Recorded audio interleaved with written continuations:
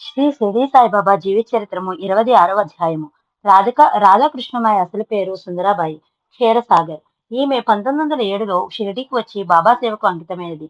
ఈమె షిరిడీ వచ్చుటకు ముందు బాలాజీ నేవస్కర్ అన్నతుడు షిరిడీలో బాబా నడుచు ప్రదేశములను ద్వారకామాయి ముందు భాగమును రెండి భాగమును తుడిచి శుభ్రపరిచేవాడు. ఆ తర్వాత రాధాకృష్ణమయ్య ఈ కార్యక్రమం చేపట్టినది.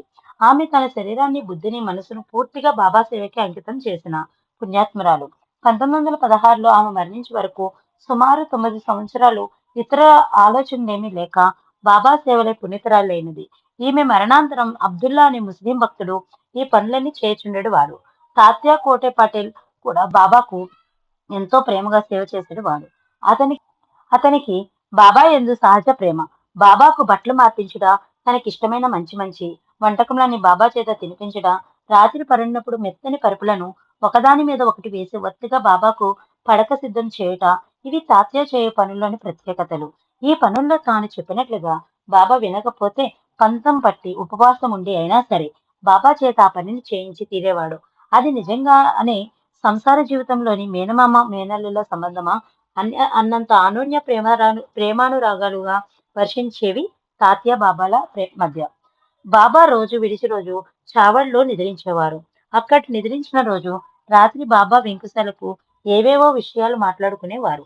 వెంకుశకి ఇచ్చిన మాట ప్రకారం చావడిలో గల తూర్పు వైపు భాగం నుండి వెంకుశకు కేటాయించిన ప్రదేశంలో సాధారణంగా ఇతరులెవరూ నిద్రించుటకు బాబా అంగీకరించేవారు కాదు. స్త్రీలను అస్సలు అక్కడికి రానిచ్చేవారు కాదు. పడమటి వైపు భాగంలో మాత్రమే స్త్రీలు ప్రవేశించి వెంటనే వెళ్ళిపోనట్లుగా చూసేవారు. బాబా భక్తులకు గురువారం ప్రాధాన్యత గల రోజు. గురు సాంప్రదాయానికి ప్రాధాన్యతనిచ్చి బాబా గురువారం తనకు ప్రీతికరమైన రోజని చెప్పుటచే ఈ అలవాట్లు ప్రారంభమైన. మొదట ప్రతి 2 రోజులకు ఒకసారి చావడి ఉత్సవం జరిగేది. తర్వాత వారంకు ఒకసారి గురువారం నాడు మాత్రమే జరిగే ఉత్సవం భక్తులను ఆకర్షించి ఆనంద డోలికల్లో తేలియాడినట్లు మైమర్పించి నాట్యం చేయనట్లు చేసేటిది. దీని గురించి వివరముగా తెలుసుకొనిదము. ఈ ఉత్సవం రోజు రాత్రి సమయం కాగానే భక్తులు మసీదులో చేరి ముందు భాగంలో కొంతసేపు భజన చేసేది వారు.